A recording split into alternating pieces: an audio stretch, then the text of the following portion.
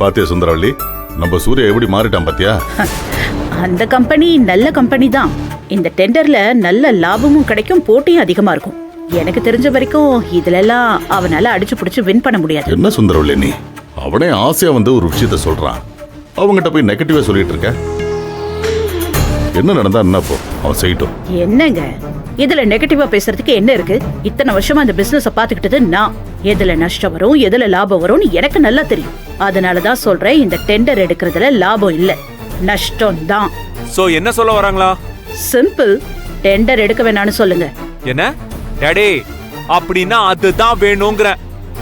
அந்த டெண்டரை நான் சக்சஸ்ஃபுல்லா எடுத்து காட்டுறேன், பார்க்கலாமா? டேய், எதுக்குடா என்கிட்ட சவால் விட்டுட்டு இருக்க?